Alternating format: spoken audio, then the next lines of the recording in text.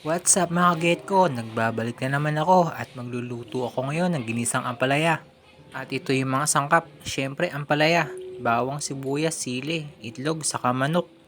Yan ang aking gagawing panahog. Dito nga kumuha na ako ng kawali. At una kong ilalagay yung chicken skin para merong toppings. Syempre titimplahan ko ng pampalasa, paminta, asin, saka magic sarap. Para masarap yung lasa kapag kinakain na.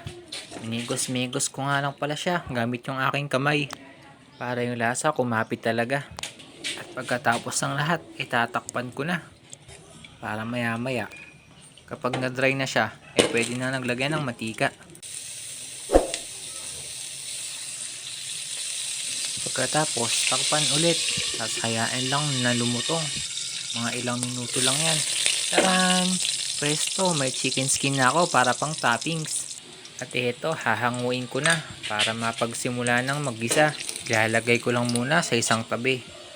Pagkatapos, babawasan ko na ng mantika bago ko ilagay yung bawang at sibuyas.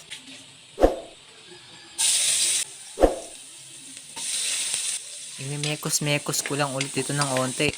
Pagkatapos, lalagyan ko na ng patis bago ko isangkot siya yung manok.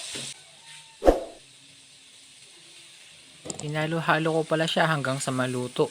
Dahil pagkatapos, pwede ko nang ilagay yung ampalaya. Pagkalagay nga, hinalo-halo ko na ulit para magsama-sama na yung lasa. Para sumarap yung niluluto kong ampalaya. Sabi ng iba, wag muna daw hinahalo agad para hindi pumait. Pero para sa akin, hindi naman ganon. Depende na lang siguro sa ampalaya na mabibili mo. Pagkatapos mahalo-halo, ilalagay ko na yung fresh water from Tupinga River. At akin ang tatakpan para mapakuluan. Pagkatapos maghihintay lang ng ilang minuto. At ilalagay ko na yung siling pampagana. Sigurado yung sinain ko nito tataob mamaya. Hinalo ko lang pala siya ng onte tapos sinakpan ko na. Dahil tansya ko yung ampalaya hindi pa malambot. Pero sa pagkakataon na to, sigurado na ako dahil kumukulo na. At pwede ko nang ilagay yung itlog.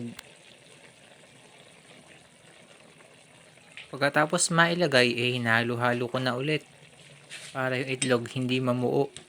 Habang hinahalo ko to, natatakam na ako. Kaya eto na yung moment of truth.